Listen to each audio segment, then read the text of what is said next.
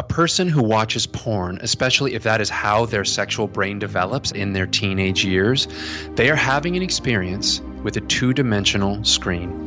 So just think about porn is never going to laugh at your physique, tell you you're too fat, too ugly, too thin, that your penis is too large, too small, that you had an orgasm too fast or can't, porn doesn't judge you. So the attachment to the sexual experience being one where the user is completely in control, it's a one-person system. So right then and there, you take that person and you put them in a room with a living, breathing person with feelings, with needs, with preferences, right? Our brain changes because of our experience so that we can much easier do the things that we do on a repetitive basis. So if that's what I have as my day-to-day sex life, and then I get in bed with a real person, it's like a record scratch. That's Greg Woodhill, and this is episode 288 of Wellness Force Radio. Wellness Force Radio, where we discover the physical and emotional intelligence to live life well. You can have the same brain states as someone who's done an hour of meditation every day for 40 years. There's a lot of losses that we go through, so the ability to be able to cope with those losses is very important to build skill in it, because loss will happen. You can be fatigued and depressed, right? So then the challenge is, what's the best order of operations for trying to help someone identify what the root cause of their problem is? Do you like yourself when you look in the mirror? What are you saying to yourself? What do you think about other people? How do you look at the tree? You have to have spiritual courage to really grow spiritually, because if you really want to take guidance from your soul, you have to be ready to realize that many of the things that you're asking for guidance on, your ego has some kind of an addiction to or an investment in. Welcome back to the podcast. This is your host, Josh Trent. Today, I'm straight up honored, really thrilled to bring on Greg Woodhill. He's become a friend of mine. He is a powerful, and I say capital P powerful, marriage and family therapist. He's a licensed psychotherapist. He's spent thousands of hours really helping men and women uncover the root cause of sex and porn addiction.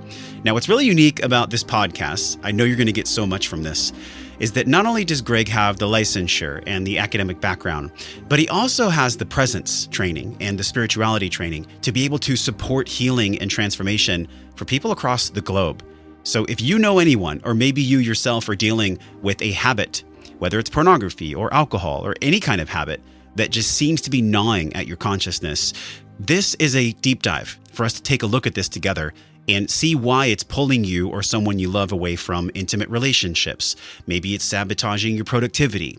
Or maybe you're just curious about what the research is now showing about the detrimental effects to the brain, specifically the limbic system, the reward circuitry in our brain when it comes to dopamine and serotonin and pornography.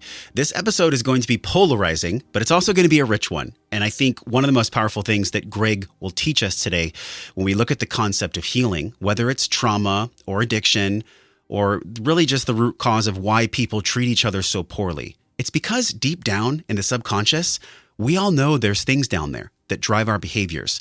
A lot of times they're so in the darkness that they're happening without us even knowing that they're there. But when you really look at healing, what's so powerful about Greg's work that he learned at the University of Santa Monica, and he says this, and I quote, "Healing is the application of love to the places inside that hurt." Just let that land for a moment. This is so true, because if we know where it's hurting on the inside, then that's where we get to shine the love on. And this show is very close to my heart, because throughout my 20s and even early 30s, when I was using pornography very unconsciously, I would go to porn when I was feeling uncomfortable and I wasn't able to express my emotions properly. In my healing journey, I've gotten to look at porn in the same way that I look at food or any other distraction in my life.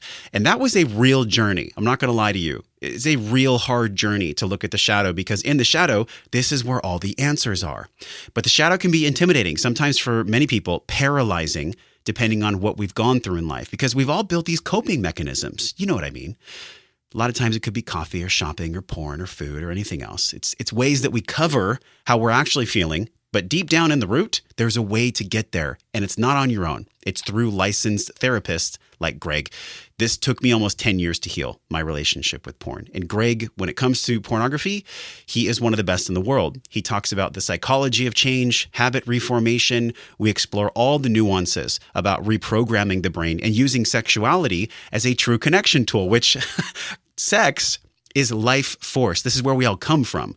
It deserves incredible respect. And so if you're feeling like right now that part of your life is not getting respect, this is going to be a powerful episode for you. Be sure to go to his website at gregwoodhill.com. If you're currently struggling with any kind of an addiction, specifically though pornography addiction, or if you know somebody in your life who is struggling, they do not have to struggle and suffer anymore. There is light, but it comes from being vulnerable, opening up about what you're really dealing with. This episode is going to be a powerful resource. Please share this with somebody that you know who is currently struggling. And as we talk about the impact of addiction, it's important to bring up food and hydration as well, because whether you have someone you love or you're aware of this HALT acronym, HALT, hungry, angry, lonely, or tired. If any one of those four things are going on, you are more likely, all human beings are more likely to go towards addictive behaviors. So if the body's not getting the nutrition it needs, this is when all of us are going to make the poor decisions. And this is why every single day, sometimes 3 times a day, depending on how much energy I need or how dehydrated I am, I use my Organifi. This is literally every day in the morning I drink it. It tastes amazing. I've been doing it for almost 2 years now. And I want to offer you something really special from our friends at Organifi. They have given you 20% off of all their products. All you have to do is go to Organifi.com/wellnessforce and use the code wellnessforce. You can share that code with as many people as you want. Share it with your grandma, your grandpa, or the neighbor down the street that bothers you. Give them the hookup. Here's the real value behind this, though. Organifi is an adaptogenic plant blend. Adaptogens are plant compounds. They go deep down into our cells in the mitochondria, and they give us energy where we need it the most. They're very smart plants. That's why they're called adaptogenic. This can take care of our hungry mind and our hungry body. And it's, by the way, eating calories does not satisfy our hunger. Most of the time, if we're eating low quality calories, it's really the nutrient value within those calories that matters the most. So start your day or your afternoon pickup with Organifi Green. You get the hookup. You're part of the Wellness Force community with us. Organifi.com/wellnessforce. Use code wellnessforce. You get 20% off so you can calm the monkey mind and get some energy so you can have an amazing day. Now, let's have this podcast unfold together right here, right now on Wellness Force. This topic is so fascinating to me. It's something that I have a lot of history with, sex and pornography. Gosh, Greg, so many people, men and women, sex is something that we do to procreate our species. Sex and food, I feel like they're the big ones when it comes to comfort and just being a human being. There's certain ways that we express ourselves as human beings. This category of sex, though, it has a bit of a dark side when people are a little bit ashamed to talk about it. How do you see this unfolding in your work as far as people's openness about talking about sexuality in the public light? Well, I love that question, Josh. One of the things I love so much about being able to work with men who struggle with porn addiction is that sometimes I'm the first person that they've ever come and told the truth to. And you can imagine what an honor that is to know that men, they do keep this secretive. They keep it compartmentalized. One of my missions is to get all of us, men, women, everybody, to be talking about what porn has done in their life, the way they use it, the way they've not used it, whether they've overused it at times, and what effect it's having on them. I think porn and our own porn use should just become part of the conversation. Yeah. And I think it's an enormous shift. I understand that's not coming anytime soon, but I want people and I work with people to take those steps to at the very least be able to share with the people they love in their life what effect porn has had on their life. And in many cases, it's had a profound effect, Josh. We're going to go to the roots today too, because, as a certified sex addiction therapist, I didn't know that sex addiction therapists could be certified in that niche. Yes. How long has that niche even been around, sex addiction therapy? Well, the first 12-step groups that I'm aware of sprung up in around 30 years ago, more than 30 years ago. And that is when sex addicts started coming together in the Alcoholics Anonymous model and saying, hey, this walks like a duck, it quacks like a duck, it feels like a duck, like this is an addiction. They went through the diagnostic criteria, they went through everything that alcoholics test themselves against and say, this is how sex is in our life. And let me be clear about what that doesn't mean. It's commonly confused with someone who's addicted to having intercourse, because we use the word sex to mean, having intercourse with somebody. Yeah. Sex addiction is all encompassing. That means pornography. Some people go to a Sex Addicts Anonymous meeting and say, I can't stop watching pornography. For some, it's voyeurism. For some, it is infidelity in their relationships, having anonymous sex, having unsafe sex, compulsively masturbating to the point where it's injuring them and taking all the other important things in their life away so that they're not paying attention to those things. It's paying for sex, whether that's prostitution or massage parlors. So all of these people came together and started saying, we alone are powerless to stop this. It feels like addiction, and they treat it like addiction. And guess what? They got better. So what do you think people get wrong about addiction? Because there's many faces to the severity of an addiction. Like, when does a behavior, an unwanted behavior, actually become an addiction? I think that's a unique question because we're exploring the root of addiction. So when does a man or woman know that they have a sex addiction? The diagnostic criteria, the one piece actually that pops out to me as such a beautifully defining sentence for addiction is, it's ruining my life and I can't stop. Those two things put together, I think, are what crosses someone over from, I love to do this, from I can't stop doing this, and the consequences internally or externally or both are ruining my life. Yeah. And the criteria that people use for addiction, for let's say drug and alcohol addiction, are the same for process addictions like compulsive overeating, gambling, sex and porn addiction.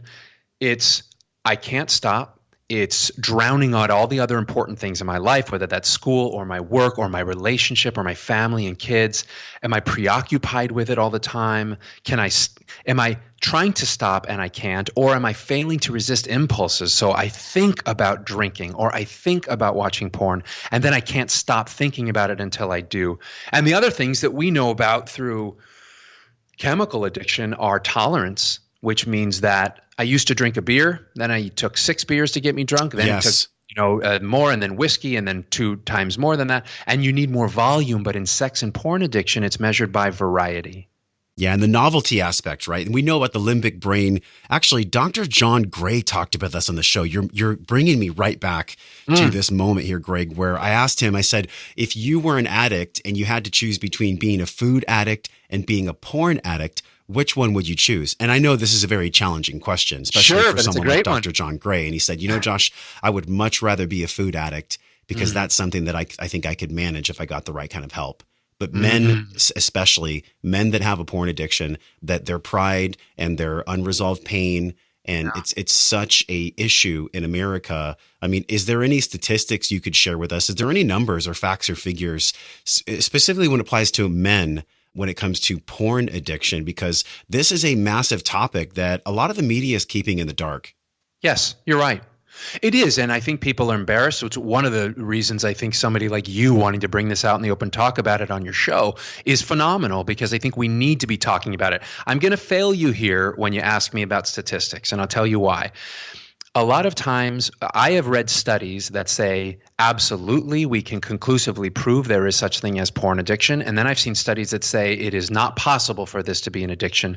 And one of the things I've heard, especially about young people, is it's impossible to get a control group.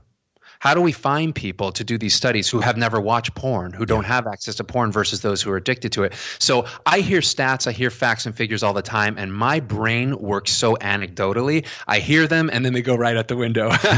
So that's a good point. That's a really good point. I am going to link something in our show notes that was fascinating to me. And I thought about this, between the ages of 11 and 13, this is a high percentage of young boys and girls as well. But this is actually from techaddiction.ca. And this is porn addiction statistics from 2017. So I'm sure there are a lot more now.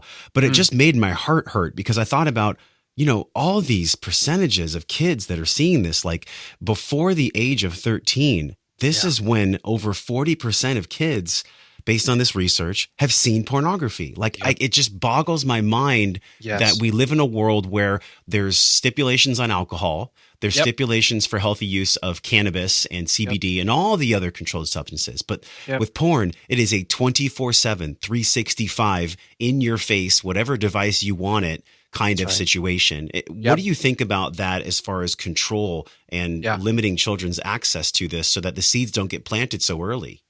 It's such a great topic, and it's so mired because some states have actually declared porn as a public health emergency. I love the theory behind that. And let me just say this, Josh, I take no moral, ethical, or religious stance on porn. I don't go out on the sidewalk with a sandwich board saying, hey, do you watch porn? If so, you need to come see me because you need to stop. Thank you for saying that. Yeah. I'm not trying to demonize porn either. This is just something we're exploring today. Yeah, and what I know is for some, they can take it or leave it. It's great. Yeah. I personally, I love alcohol. I can drink, I can get drunk, but I don't crave it. It doesn't ruin my life. I can stop. I drink it when I think about it. Some people are like that with porn. It doesn't mean that if you watch porn that you have a problem or that you're an addict, but governments are talking about this. And here's the biggest problem that I see so far.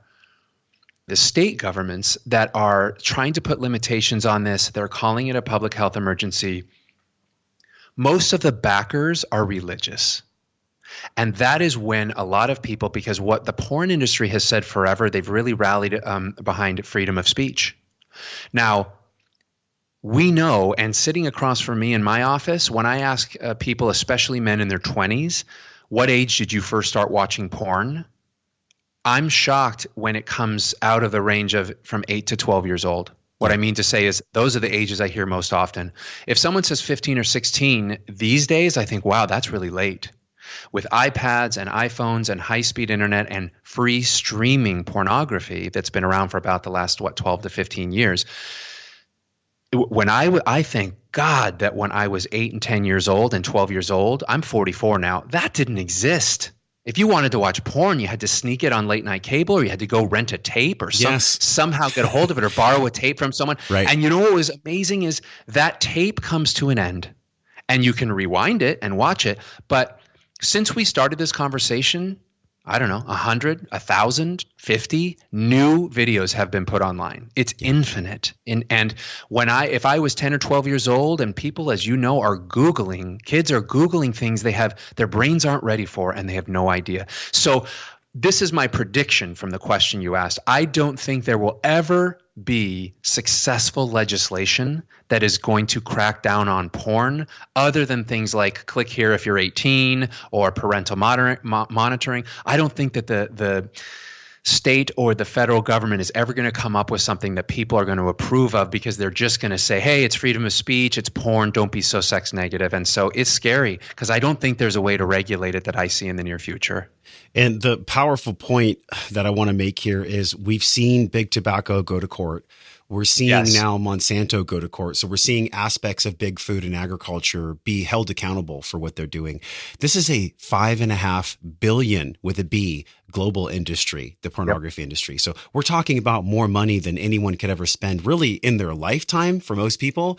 So that happens every single year. And the same statistic that just shocked me to my core was that 70% of men that are between 18 to 24. So this is when we're basically a man who's so supercharged at this point. That's right. We have so much testosterone. We're basically a walking stick filled with liquid. I'll leave that to your imagination. So this is the time when we're most susceptible to learning what it's like to be really intimate with an actual woman that has hair and personality and doesn't just give exactly what the 18-year-old wants. Yet when it comes to porn, and this is the question for you, how does porn train the mind of men to be less understanding and less compassionate than they would be in learning from an actual woman? What a question. What a great question. It does it in two different ways, in my opinion.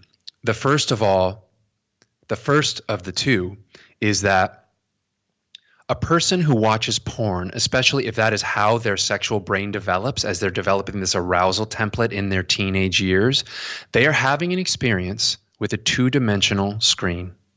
They're interacting with a non-human object. So just think about the door is closed. Porn is never going to laugh at your physique, tell you you're too fat, too ugly, too thin, that your penis is too large, too small, that you had an orgasm too fast or can't, or are lasting too long. Porn doesn't judge you, right? It's an inanimate object. So the attachment to the sexual experience being one where the user is completely in control, forward, backward, see something, slow motion, pause, looking for exactly. And if they don't like this angle of a person's body, well, then let's find the other angle. Let's go to the parts that they like. They are totally in control. It's a one-person system. So right then and there, you take that person and you put them in a room, as you said, with a living, breathing person with feelings, with needs, with preferences, right?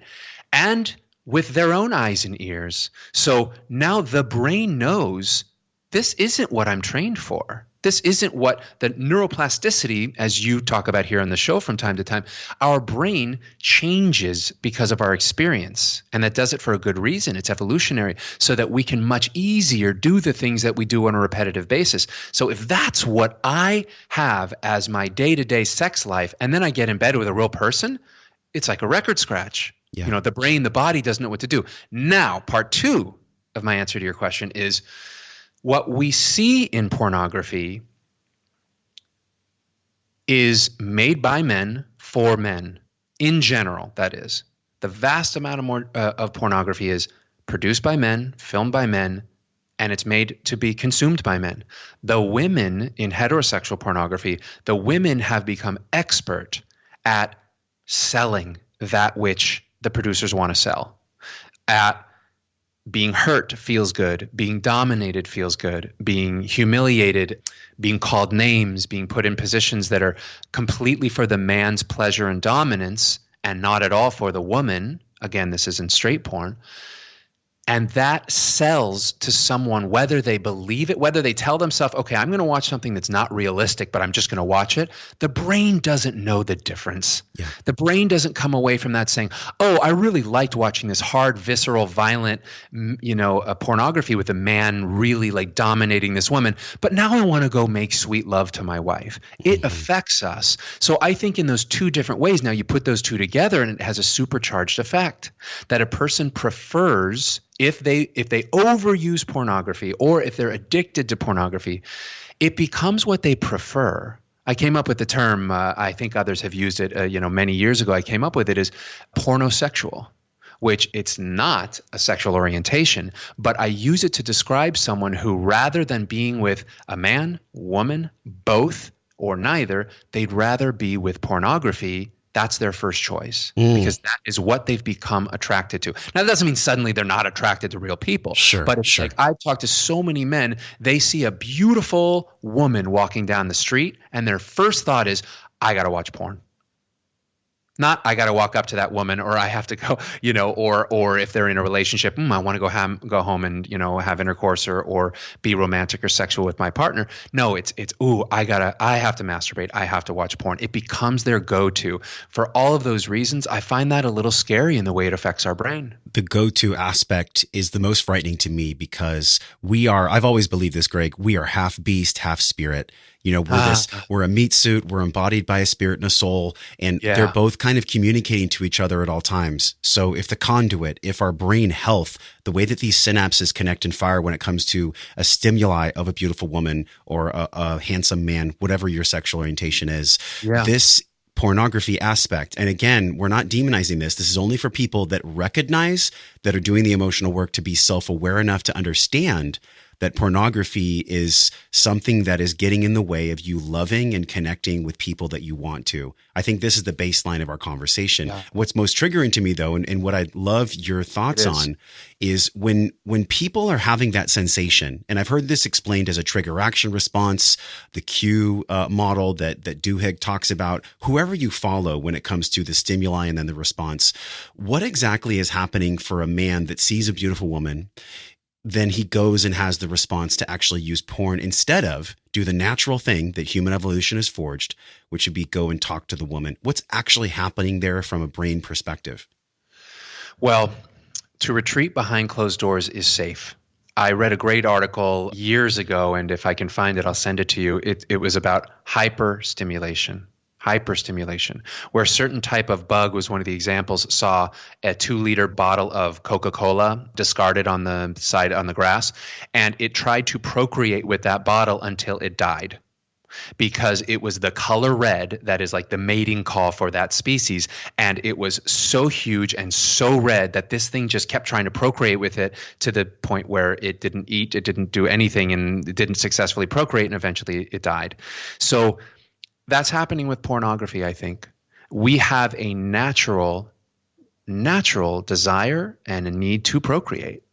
And what I believe happens is when someone gets so consumed with pornography that it takes their natural drive and it funnels it into a place that is solo and secretive and far, far, far less dangerous and less scary than walking up to that woman we're talking about and saying hello. She can reject you, porn can't.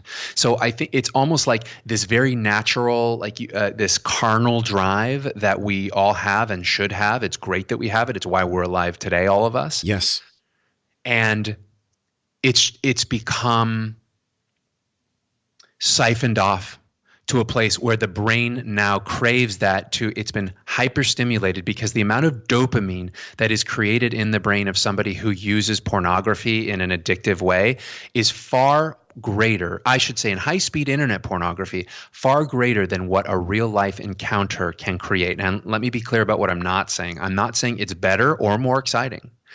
I think in-person, any kind of in-person sexual intercourse or romance or physicality is far better in every way. Yeah. But as far as dopamine, that's the feel-good blasts in the brain that thrive on variety, as you were saying earlier, and then say, come here, get more, pay attention here. They put horse blinders on and circumvents our prefrontal cortex so that all we do is we crave and we want. So that people go back to that feeling over and over again instead of how do I enrich my life? Because frankly, it's scary. And I'll tell you, I've worked with a lot of men in their 20s who are saying exactly what you just said. I'm afraid to walk up to a woman. I don't know how to do it. And some of them even have the awareness to say, I feel like these swiping apps and pornography and my smartphone have robbed me from the experience of getting to know how to interact with women in the real world. And I've had people say, men say that that the same thing is true for men who date men. I don't know how to approach men. I know how to swipe. I know how to go on a Tinder or a Bumble. I know how to watch porn, but to walk up to someone at a bar, at a party, at the library, on the street, in a store, and say, "Hey, how are you? My name's so and so." They say, "I don't know how to do it," and I really, really get sad about that. This is what's powerful for me, and I have a young nephew. He's 15. And he's in high school. And I've had conversations with him about this because I've never really talked about this too much on the show. But there was a point in my life where pornography ruled my actions. I mean, to the point where I've actually been very open about sex addiction in the past and how I've healed that. And pornography is just a stone throw away from men wanting to feel validation about unresolved emotion. Yep. And so I'd love to steer our conversation towards, even though you've talked about the dopaminergic pathway, we know that there's this massive body of research coming out right now about the gut-brain axis, serotonin being produced in the gut, dopamine primarily coming from the brain. So we are this vessel that's holding the spirit. That spirit deserves loving, attenuated practice. Yes. Going up to women in public, when women approaching men in public, we're built and designed for that. But when we flip the coin around, where exactly are we as a society where we're not having this in higher conversations? In other words, what is your role to spotlight, not just that porn is bad, because that's not what we're talking about, right? But the real damage and solutions that's coming when people start holding this with more respect as an issue. Mm-hmm.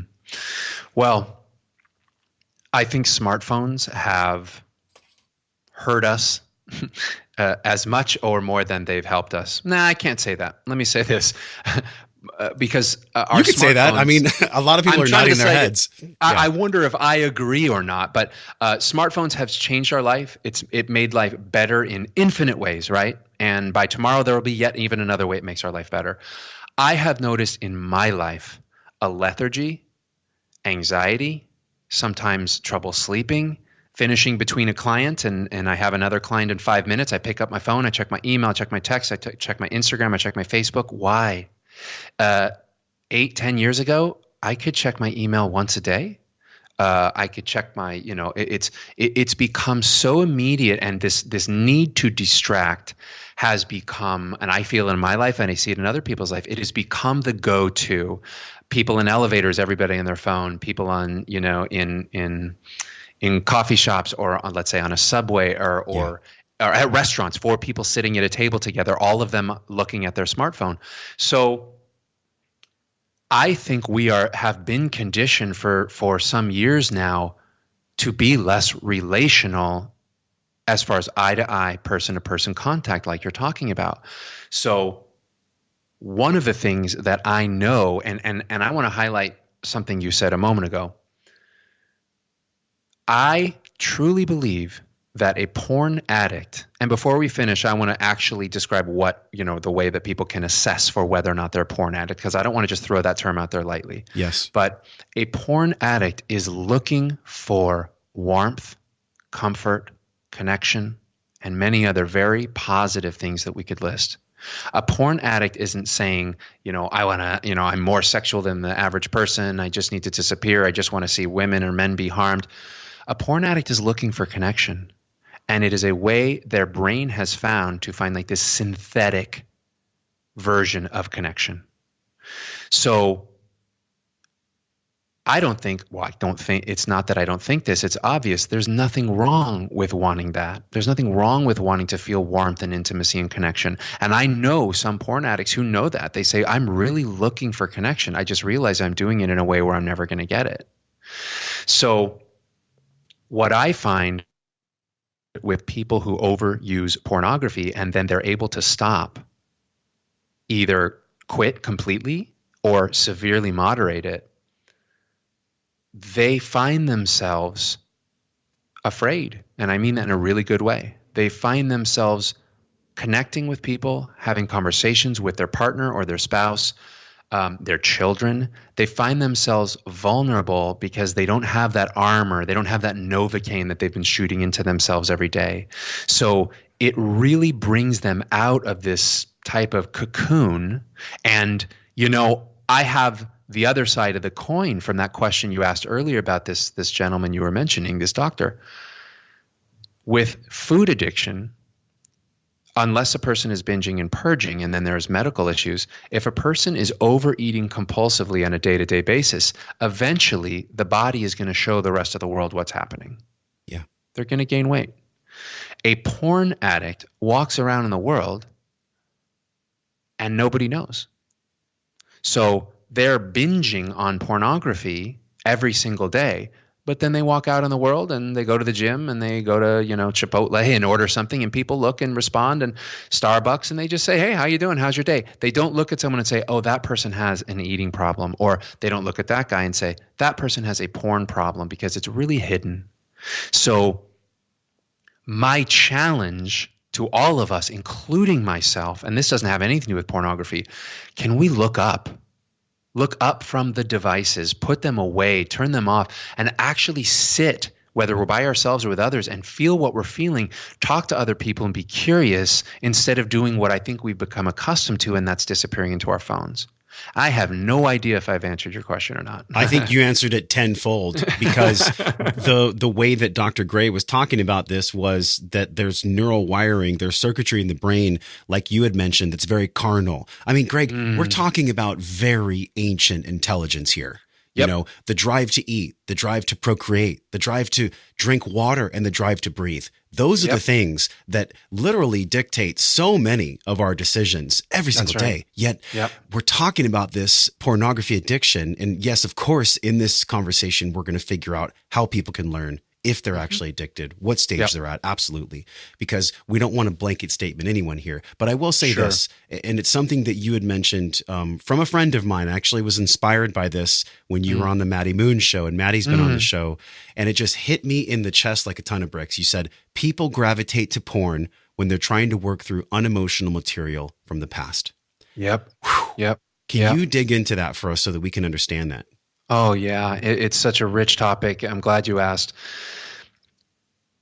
We all have unresolved issues. And when I say unresolved issues, I mean we have hurt, we have shame, we have pain, we feel inadequate in some way. Some of us feel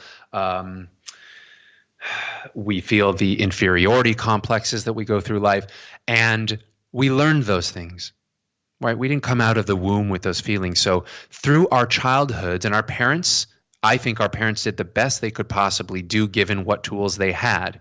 Unfortunately, some of the time, their best wasn't very good. And we learned that we should feel ashamed of ourselves, that we don't have a right to speak, that we should be ashamed of being a man or ashamed of being a woman. And more than anything, what I see over and over again in the people in my office are people who have unresolved feelings and emotions toward a specific gender. So for the ease of the conversation, let's say, and this is mainly who shows up in my office, is heterosexual men who have problems with porn. A man in high school and junior high felt completely inadequate, didn't get the girl he wanted, never dated the pretty cheerleader or whoever it was, had crushes that were unrequited throughout his entire youth. So therefore, he goes through life feeling less than. He feels ashamed. He feels inadequate. And so what happens in pornography is it allows people to access that unresolved material. And the worst part about it is, Josh, they usually don't even know they're doing it. Mm-hmm. So an example is something called eroticized rage. And that is where I am so angry and so hurt or ashamed, and all of those feelings have become funneled into what turns me on. So let's go back to my example. Let's say that I felt inadequate throughout high school, and then now I'm a man and out about in the world, and I still feel like women are better, like I can never get the beautiful woman that I wanted, and then even if that's proven wrong, by the way, even if that person goes on to have great relationships with beautiful women, still there can be a kernel inside that feels less than. So through pornography, he gravitates toward something that is showing a man being dominant over a woman, a beautiful woman being quote unquote owned or humiliated. Some of the very mainstream things in porn that are in almost every porn scene, those things have become standard, but they can be very degrading to women or to men. But basically that there's somebody who is submissive and who is being, and in general in heterosexual porn, that is the woman 99% of the time. So the man with this unresolved anger and hurt and shame can watch that porn and love and really become wired around an experience where I get so turned on by seeing a woman being dominated and degraded and humiliated. And that becomes what fuels his sexual desire. And he doesn't realize it's coming from a wounded, traumatized place inside of him. And the biggest problem with that is that since they don't know it, it's not healing it. If I sat in a room with you, Josh, and I said, throughout my life I felt unworthy and I felt ashamed, and this is what happened in my childhood, and we're brother to brother, man to man, and you empathize with me and we talk about ways I can heal it, and just talking to you about it is healing. I'm getting to it. I'm scratching the actual emotional itch. I'm getting love, compassion, empathy from you, and I'm healing the part inside that needs it. With porn, it's a one-person system. So in fact, what I see is it builds that inadequacy feeling. It builds the shame and the rage. It just makes it more and more. And the person has no idea that they're exercising a muscle that they don't want to exercise, right? One that is angry and hurt and wants to see people dominated. And that's one of the ways that objectification comes into play. And a lot of people think that objectification means I look at someone and I want to have sex with them, therefore I'm objectifying. Absolutely not. That's not objectification. Like you said, it's like we're supposed to look at people and be turned on to them. Yes, that's how our wiring works naturally. That's it. I don't want anyone not to feel that. And I work with men to really feel objectification is I see you, I'm turned on by you, and I want to use you for my pleasure, whether that's in fantasy or in real life. You are an object to me. I'm going to use you as an object so that I can feel either satisfied sexually or feel better about myself. That is it. So if I see someone and I say, wow, she's just beautiful and she's sexy and, I'm turned on, she's the type of woman that I would go hit on.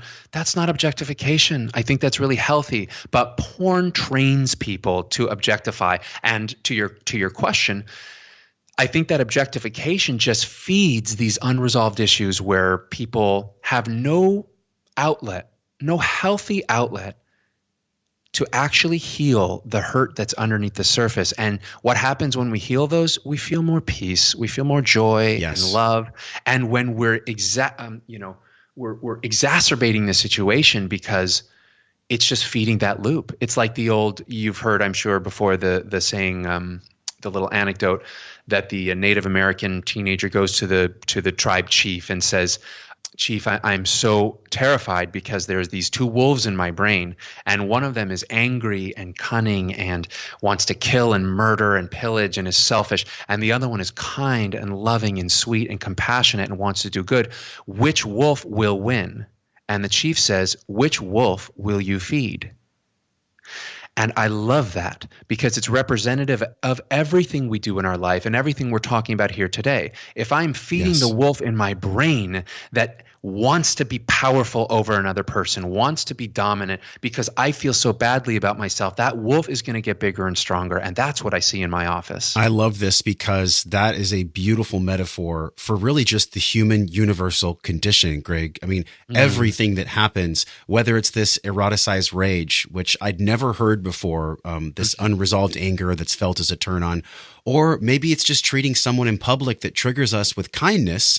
It's a choice point. We all reach the same choice point in different fractals of human experience, where I could choose in any moment to come from a place of love, to come from a place of fear, but it's not always that easy. I feel like if it was that easy, if we could flick a light switch and make all of our choices from a place of love, well, then everyone would be loving all the time. But that's not the environment that we live in. There's so many things that get to be dissolved, understood, felt, really, from all the work that you're doing with your clients and all the things that you're putting out in media. My sense from you, and I'd love your thoughts on this, is you're giving people a permission slip to feel what exactly it is they're actually feeling in their bodies. This is like Greg, the man who gives the golden tickets for people to feel their emotions. That's exactly right. You nailed it. And, and take a wild guess at which gender has more trouble feeling and sharing their emotions. It's ours. Yeah. It's men. It's men. And that is one of my missions. It's exactly what you said. I've asked men in my entire career as a therapist at many times in different situations, what are you feeling right now? As you're talking about this, something that's very deep and meaningful, what are you feeling? The answers that come back are something along the lines of, well, I feel like it was really unfair what happened to me. I feel that, my wife wasn't being kind or nice, or I feel like she was being a bitch. And I say, hold on a second. That's great. Not great, not those thoughts, but it's like, but you're naming thoughts. You just said thoughts. Let's go back. What are you feeling? First, check in with your body. Where are you feeling it? And now can we put names to those emotions? And what are those emotions trying to tell you? And it is very hard. And I give men all the credit in the world because we are not trained for this. We are trained to hide those feelings. That if I say to you on the playground, hey, you hurt my feelings, oh, I'm in trouble. I'm going to get bullied. I'm going to get mocked. Maybe for the rest of the time in that school, I'm going to get beat up. The only response that is socially acceptable is F you, or punch you back, or insult your mother, or something, or just go back and forth. It's never like, hey, you're my friend, and that really didn't feel good. I didn't like the way that felt. So we're not trained to do it. So it is an honor for me to be in the room with men who are saying, oh, wow, I guess I'm really sad. How did you feel in that moment? Oh, wow, I was ashamed. I was really feeling a lot of shame. I was feeling bad about myself. Now, what's happening in the room is intimate. Yeah. And the best, not the best, but one of the huge parts of therapy is, can you take what happens, whether, I don't care if it's therapy, coach, your friends, reading, whatever it is that helps someone heal, can you transfer what's happening in that professional relationship into the personal relationships in your life? Can you sit across from me and say, I felt ashamed when my spouse called me such and such? To go back to your spouse and say, hey, I just realized I felt really ashamed when you said that to me yesterday. Yeah. And it's a language, it's like learning a new language for them. And so, for the people who are addicted to pornography, it's a beautiful way to shoot Novocaine right into those feelings so that they can distract and numb and not have to sit with it because it's painful. The intention of addiction is positive. not the outcome, not by a long shot, but the intention of addiction. I want to feel better. I want to feel good. I want to feel happy. I don't want to feel this pain. That's a good intention. The lie that addiction says is, come over here with me. I'll help you. I'll distract you. You won't have to feel those feelings and everything will be better. And that's a lie, because eventually things aren't better. If it's true addiction, life starts falling apart. This is why I was so excited to get this powerful message through you, Greg, on the show, because this is a conversation that truly deserves as much light as possible. Think about how this conversation and how most addiction even starts, where things that are in the dark, they continue to stay in the dark. Well, how do we let go of things? By shining light on them. It's not just a metaphor of dark and light. You know, I think about Jesus in the desert, and whether you're religious or not, you know, the devil would tempt Jesus when he was fasting with bread. And he said, don't worry about it. All you have to do is eat my bread and sell your soul to me, and you can have all the joy and all the ecstasy you want. And Jesus turns to him and he's like, get out of here, Satan. Like, I refuse this. And he literally practiced his loving will to let go of having the pain be something that wasn't teaching him. I think the pain can be a beautiful teacher for all of us. And I'd love your thoughts on this. Through some of my readings and some of my lessons through plant medicine and through breath work in the past 2 years, I've come across this concept of chaos versus order. You've talked about it a couple times.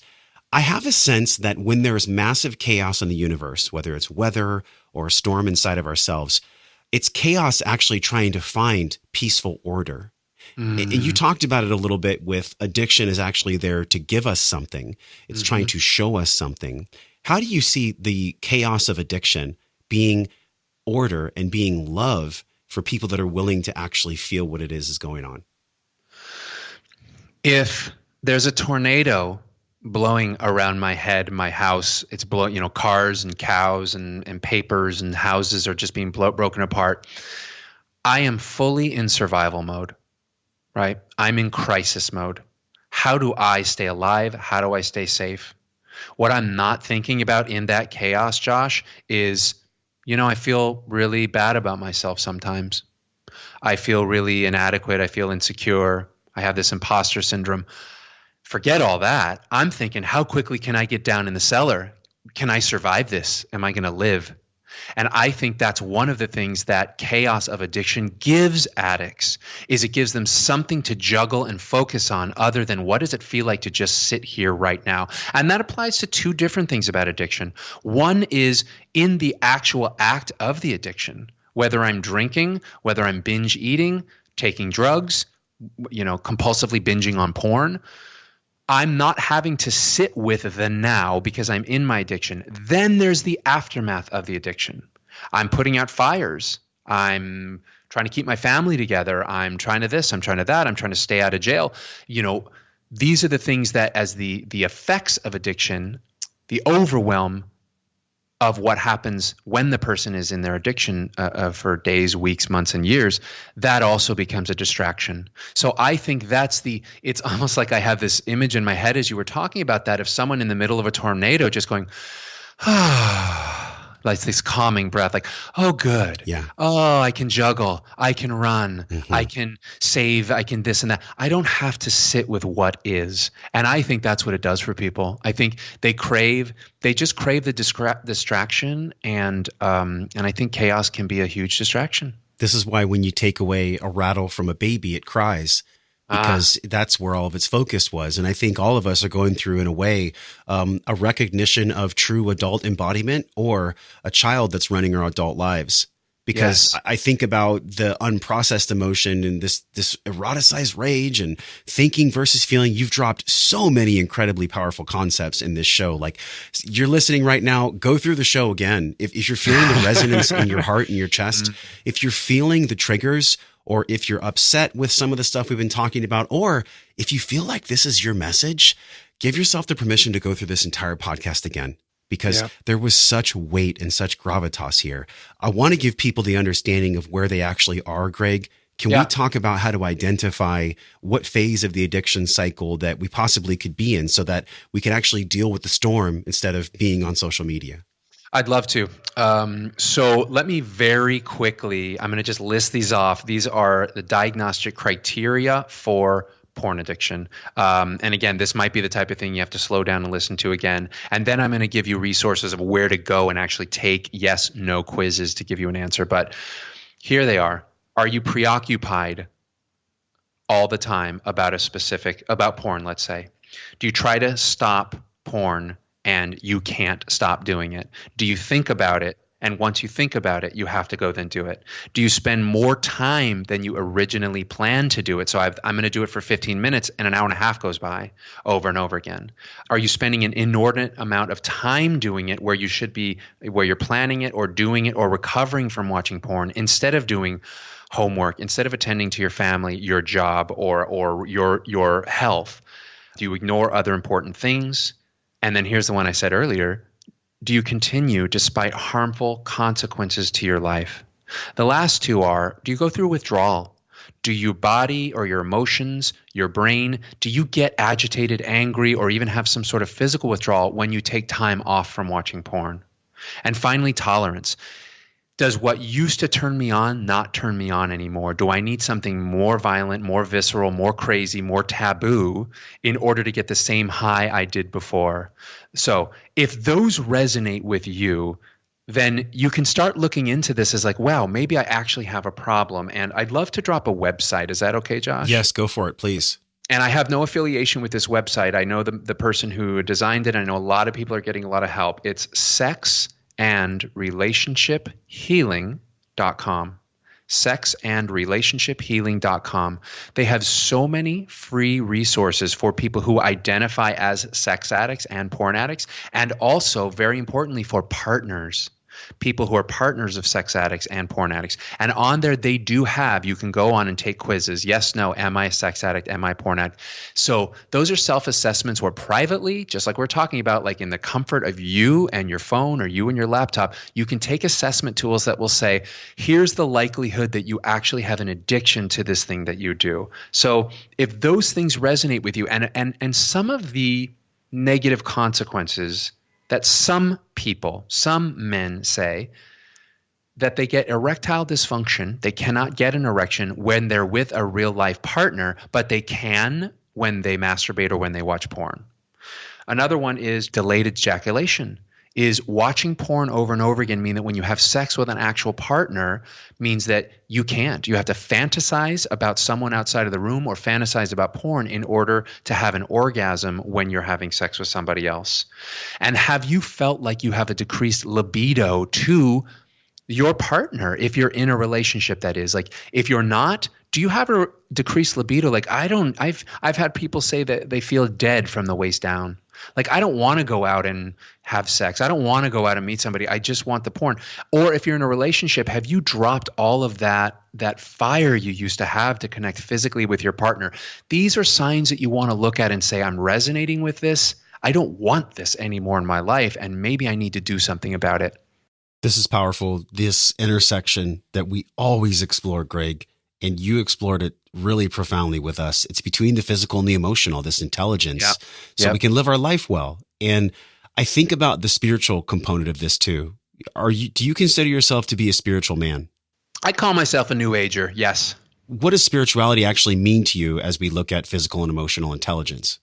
What it means to me is that we are all born with our essence is love. That's it. It's who we are.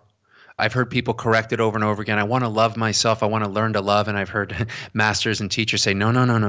You don't need to learn to love or love yourself. You need to allow the love that you were born with and remove the obstacles that are in front of it.